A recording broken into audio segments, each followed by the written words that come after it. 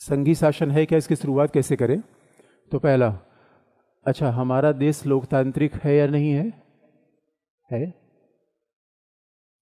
लोकतांत्रिक सरकार का मतलब क्या होता है? सहमति पर आधारित सरकार। लोकतांत्रिक सरकार का मतलब क्या होता है? उत्तरदायी सरकार। लोकतांत्रिक सरकार का मतलब होता है संवैधानिक सरकार। लोकतांत्रिक सरकार का मतलब होता है सीमित सरकार। जो भी आप शब्द का प्रयोग करें, ये सारी विशेषताएं हमारे यहाँ है। इसलिए हमारा शासन लोकतांत्रिक है। और ये भी याद दिला दें, लोकतंत्र का ये मॉडल जो हमने सीखा वो किससे सीखा? ब्रिटेन से। अब ये बात तो हमारे तय थी कि संविधान निर्माता हमारे देश में लोकतांत्रिक शासन अपनाने वाले थे। उन्होंने कहा हम डेमोक्रेटिक फॉर्म ऑफ गवर्नमेंट अपनाएंगे। लेकिन डेमोक्रेटिक फॉर्म ऑफ गवर्नमेंट का जो तरीका ब्रिटेन में था उसका स्वरूप थोड़ा सा अलग था। अब ब्रिटेन में क्या, आज ब्रिटेन की आबादी 5 करोड़ है। आज ब्रिटेन की आबादी 5 करोड़ है, इसलिए जिस समय ब्रिटेन आज़ाद हुआ उस समय उसकी आबादी 2 करोड़ थी। 2 करोड़ का देश। और ब्रिटेन में 3 ही भाषा है। इंग्लिश ज़्यादातर लोग बोलते हैं, स्कॉटिश और वेल्स वो थोड़े थोड़े लोग बोलते हैं। अदरवाइज आप देखेंगे भौगोलिक रूप में छोटा है, सांस्कृतिक रूप में विविधता नहीं है, जनसंख्या कम है।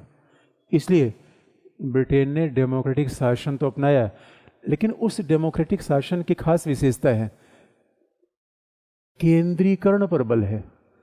यानी डेमोक्रेटिक शासन का एक ऐसा रूप होता है जहाँ पे सेंट्रलाइजेशन होता है, पावर का सेंट्रलाइजेशन है। और आपको ये भी याद दिला दें, आगे हम चल के बात पढ़ेंगे कि ब्रिटेन में संसदीय शासन अपनाया गया, जहाँ के बारे में कहावत थी कि संसद शक्तियों का स्रोत है और संसद कुछ भी काम कर सकती है सिवाय पुरुष के महिला और महिला के पुरुष बनाने के। ये अपने आप में बहुत इंपॉर्टेंट बात है। इसका मतलब है ब्रिटेन में संसद की सर्वोच्चता के सिद्धांत को अपनाया जाता था। यानी ये शक्ति के केंद्रीकरण का सबसे बेहतरीन एग्जाम्पल ब्रिटेन में था।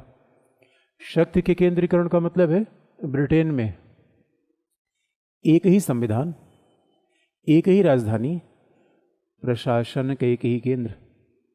भाई शक्ति केंद्रीकरण का मतलब है यानी डेमोक्रेटिक शासन भी सेंट्रलाइज और डिसेंट्रलाइज हो सकता है।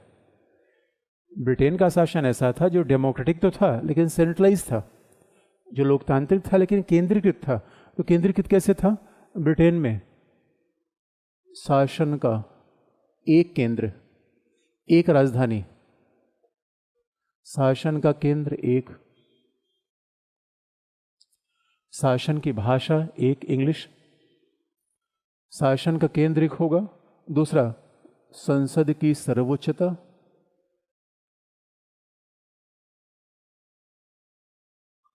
एक ही राजधानी, एक ही कैपिटल।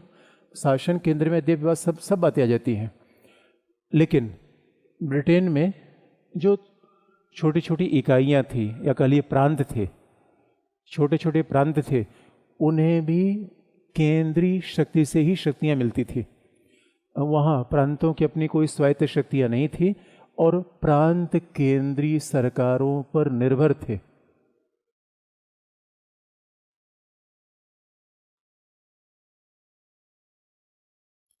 निर्भर अंडरलाइन के शब्दों पर खूब ध्यान देना है। प्रांत केंद्रीय सरकार पर निर्भर थे, यानी वहाँ प्रांतों की कभी कोई स्वायत्त शक्तियाँ नहीं थी, पृथक शक्तियाँ नहीं थी। सारे प्रांत किस पे निर्भर थे? केंद्रीय सरकार पे। तो लंदन से शक्तियाँ निकलती थी और जब चाहे तब शक्तियाँ ले लिया और जब चाहे तब दे दिया। ऐसे तो ब्रिटिश भारत में भी शासन किया करते थे। जितने प्रांत उन्होंने बना रखे थे, जैसे हमारे यहाँ कई गवर्नर्स थे, तो गवर्नर जनरल जब चाहता था उनको शक्तियाँ ट्रांसफर कर देता था, जब चाहता था ले लेता था। इसलिए ब्रिटेन में प्रांतों की कभी भी स्वायत्त हैसियत नहीं रही। तो 2 शब्दों को हमेशा ध्यान में रखें, एक निर्भरता, दूसरा स्वायत्तता। वहाँ प्रांत स्वायत्त नहीं थे, वहाँ प्रांत निर्भर थे। अब आप देखेंगे तो ब्रिटेन में इसलिए कहा था ब्रिटेन में there was centralisation of power. अब सवाल ये है, लोकतंत्र में शक्ति का केंद्रीकरण होना चाहिए केंद्रीकरण भी लोकतांत्रिक है, तो ज़्यादा लोकतांत्रिक क्या है? विकेंद्रीकरण होना ज़्यादा लोकतांत्रिक है, केंद्रीकरण होना? बहुत ध्यान देने की बात है। यानी जो बात बहुत महत्वपूर्ण है, विकेंद्रीकरण हमेशा ज़्यादा डेमोक्रेटिक माना जाता है। अगर आप ज़्यादा लोकतांत्रिकरण की बात करते हैं तो आप क्या अपनाना पड़ेगा? डिसेंट्रलाइजेशन, विकेंद्रीकरण करना पड़ेगा। इसलिए आप याद रखिए, अगर हम विकेंद्रीकरण के मॉडल को हमने देखना शुरू किया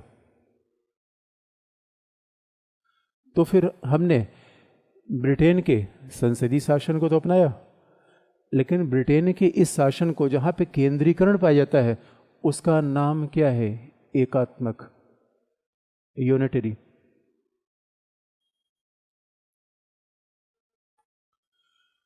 एकात्मक शासन। तो ब्रिटेन का शासन एकात्मक है, और एकात्मक का मतलब है जहाँ शक्ति का एक केंद्र हो, जहाँ शासन का एक केंद्र हो, जहाँ सत्ता का एक केंद्र हो, उस शासन को क्या कहा जाएगा? एकात्मक, यूनिटरी। लेकिन भारत में ब्रिटेन के लोकतांत्रिक शासन को अपनाया गया, संसदीय शासन को अपनाया गया, एकात्मक शासन को नहीं। क्यों? जब भारत पैदा हुआ था तब उसकी जनसंख्या लगभग 37 से 40 करोड़ के बीच में थी। ब्रिटेन की जनसंख्या 2 करोड़। तो ब्रिटिश मॉडल ये हमारे लिए ठीक नहीं था। अच्छा, ये बात आप याद रखिए, पार्टनरशिप में सेंट्रलाइजेशन होना चाहिए, डिसेंट्रलाइजेशन। इसलिए पार्टनर अपने से बहुत सीनियर ही बनाना चाहिए। अगर पार्टनर अपने बहुत सीनियर बना लिया इसलिए कि मेंस एग्जाम दिया हुआ है, इंटरव्यू दिया हुआ है, तो आपको ठांसता रहेगा, ये कर, बेकार की बात करता है, जा चाय चाय ले। आप कहेंगे हाँ हाँ sir, yes sir, yes sir. Partner बराबरी का रखेंगे या छोटा बड़ा? वहाँ पार्टनर क्या है? बराबरी वाला नहीं है, वहाँ तो पार्टनर बड़ा और छोटा है। अधीन रहेंगे या स्वायत्त रहेंगे? पार्टनरशिप सेंट्रलाइज होना चाहिए, डिसेंट्रलाइज होना चाहिए? डिसेंट्रलाइज। डिसेंट्रलाइज का मतलब कुछ मामले आपके अधिकार में रहेंगे, कुछ भी हो जाए, और कुछ मामले पार्टनर के अधिकार में। इसलिए आप याद रखिए, डिसेंट्रलाइजेशन ज़्यादा डेमोक्रेटिक माना जाता है। और जब भारत आज़ाद हुआ, भारत एक आज की डेट में उपमहाद्वीपीय देश है।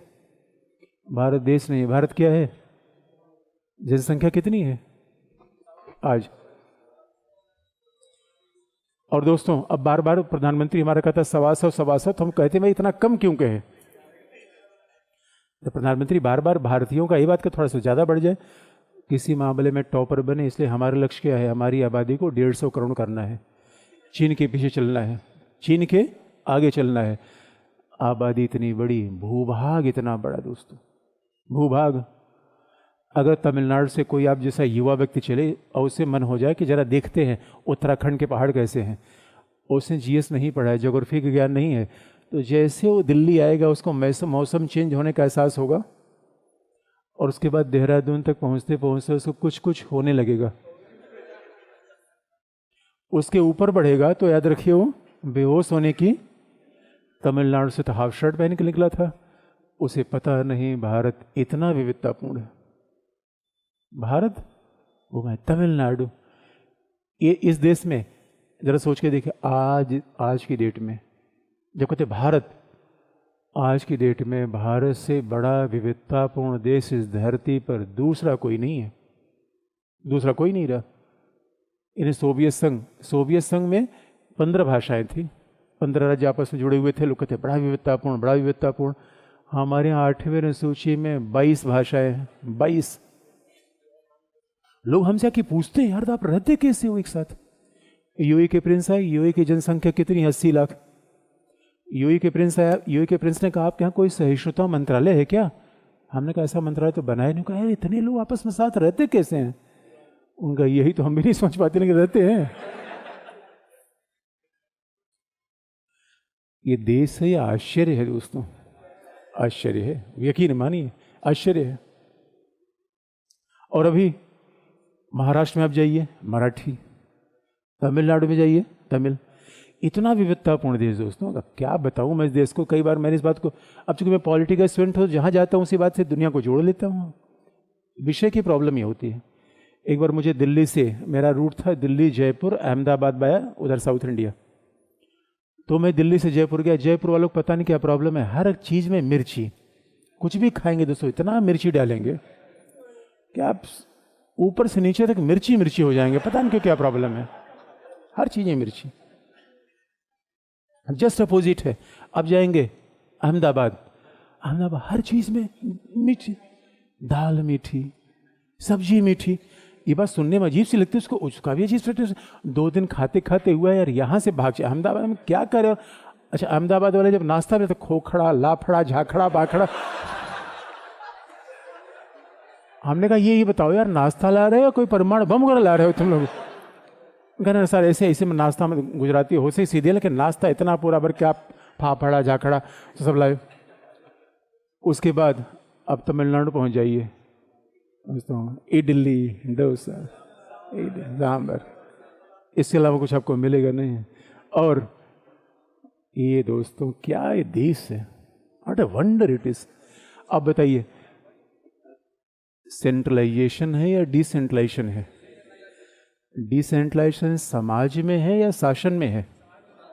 और ध्यान देने की बात है, समाज बड़ा है या शासन? समाज विकेंद्रित है, केंद्रीकृत? अरे भाई, केंद्र की समाज वहाँ होगा जहाँ एक भाषा होगी, केंद्र की समाज वहाँ होगा जहाँ भौगोलिक रूप में हम कॉम्पैक्ट होंगे। लेकिन हमारे यहाँ तो भाषा अनेक, हमारे यहाँ तो भूभाग अनेक, हमारे यहाँ तो खान पान के तरीके अलग। इसलिए ऐसे देश में संविधान निर्माताएं मानते थे कि हमें डिसेंट्रलाइजेशन करना ही पड़ेगा। इसलिए ब्रिटेन का लोकतांत्रिक मॉडल तो ठीक था, एकात्मक शासन का मॉडल नहीं है। इसे दुनिया में और कहा भी जाता है, यानी, और अब देखिए, अब एनसीईआरटी की लैंग्वेज को मैं कोट कर रहा हूँ, संघ शासन का कोई निर्धारित स्वरूप नहीं है, बल्कि समय परिस्थितियों के अनुसार बदलता रहता है। इसका मतलब है संघ का रूप अमेरिका में भी है, संघ का रूप स्विट्जरलैंड में भी है, संघ का रूप कनाडा और इंडिया में भी है। दुनिया में संघीय शासन के लगभग 18 देश हैं, लेकिन हर देश में संघ शासन का मॉडल एक ही जैसा नहीं है। लेकिन एक बात तो कॉमन है, वो क्या है? डिसेंट्रलाइजेशन। जहाँ भी डिसेंट्रलाइजेशन होगा वो संघीय शासन होगा। तो डिसेंट्रलाइजेशन का मतलब, इसी बात को दूसरे शब्दों में क्या कहा जाए, तो संघ में क्या होता है? पावर शेयरिंग, शक्ति में सहभागिता।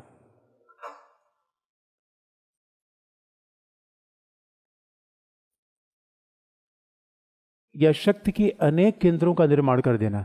हमेशा डिसेंट्रलाइजेशन क्या करेंगे? पावर शेयर कर देंगे, यानी, और राज्य क्या है? पावर का एक संकेंद्रित रूप है।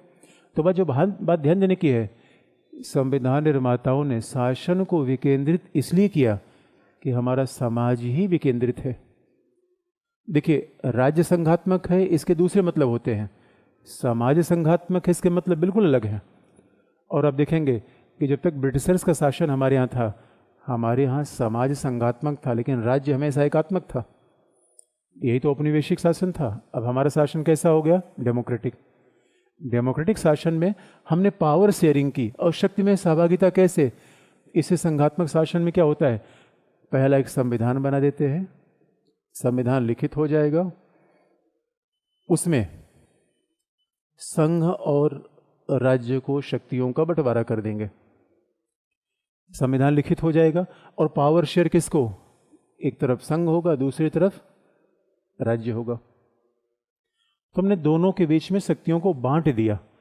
पावर शेयरिंग का मतलब है शक्ति का विभाजन, डिवीजन ऑफ पावर।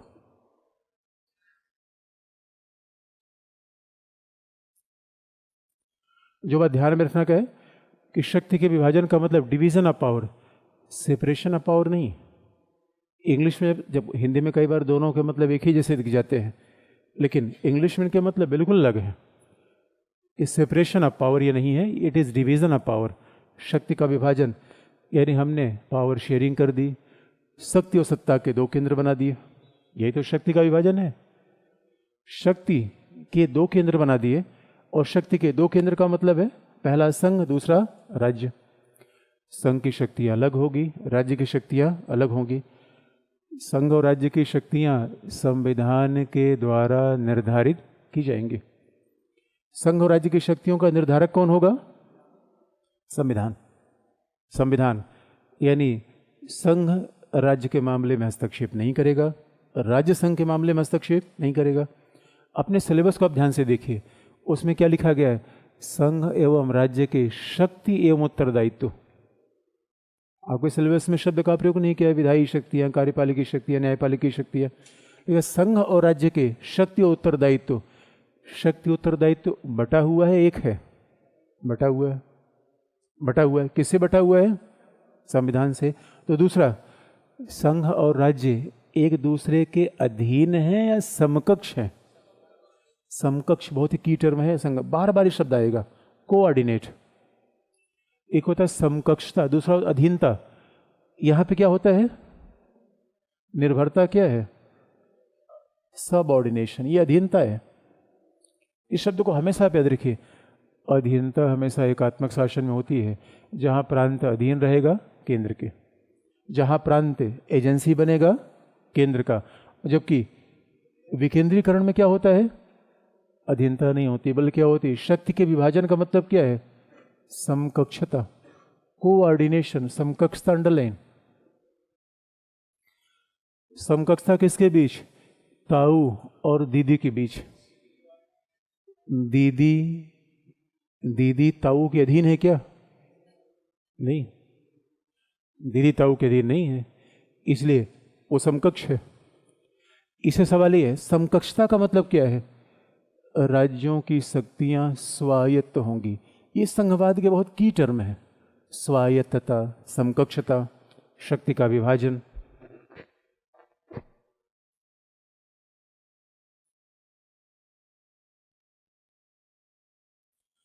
स्वायत्तता, समकक्षता, शक्ति का विभाजन।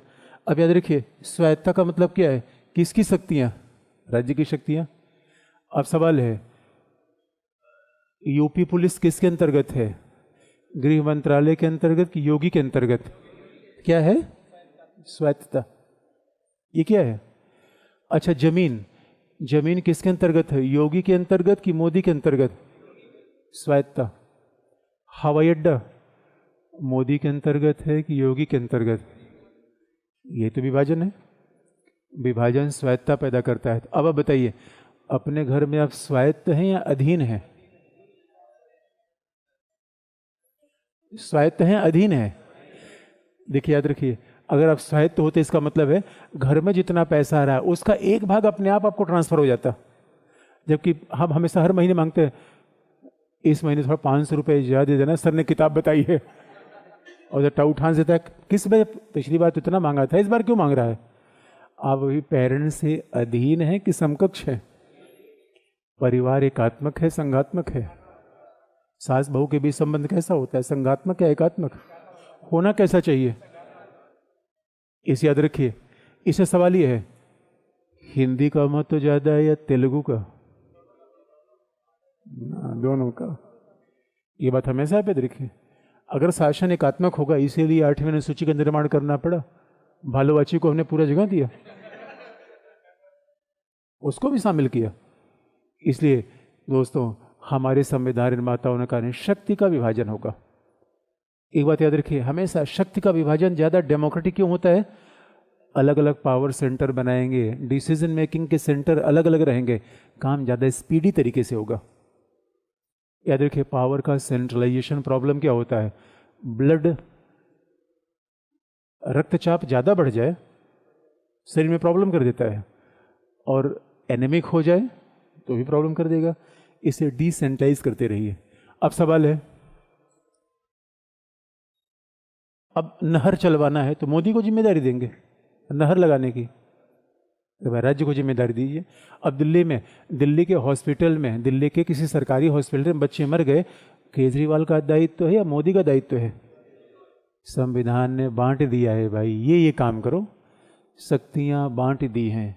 समकक्षता, इसे हमारे यहाँ मुख्यमंत्री प्रधानमंत्री के अधीन बिल्कुल नहीं आता।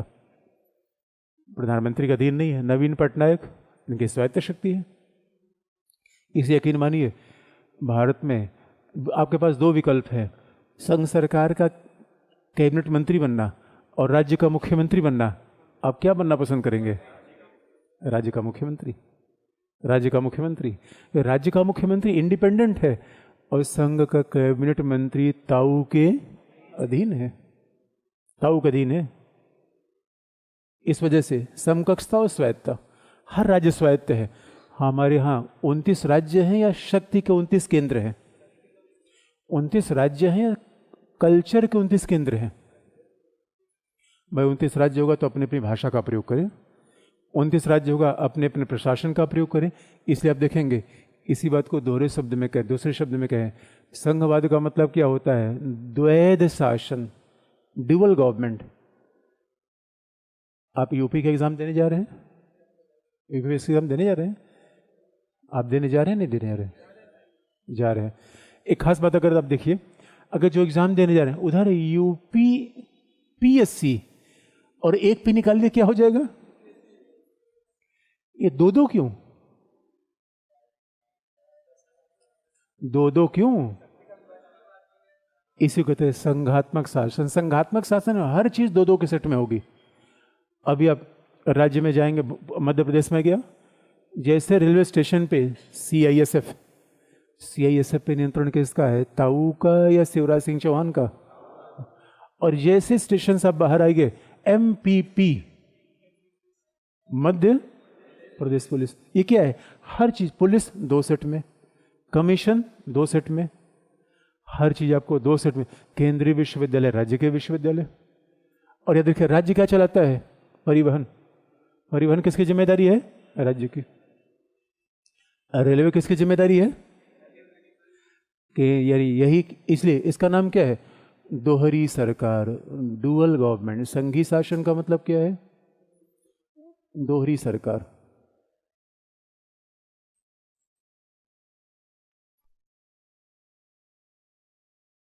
डुअल गवर्नमेंट होगा, सरकार दो होगी।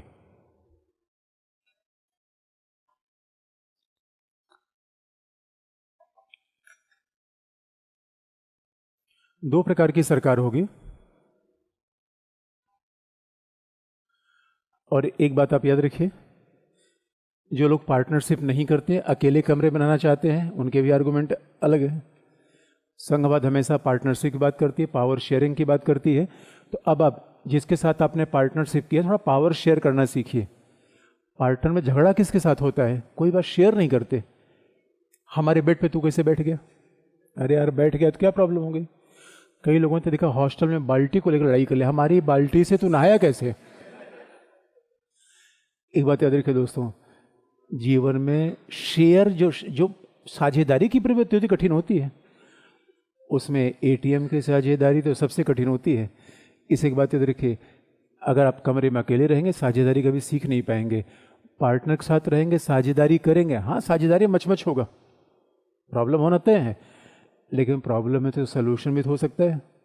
इसलिए संघी शासन में जहाँ शक्ति का डिवीजन होगा, जहाँ बंटवारा होगा, झगड़ा होना तय है।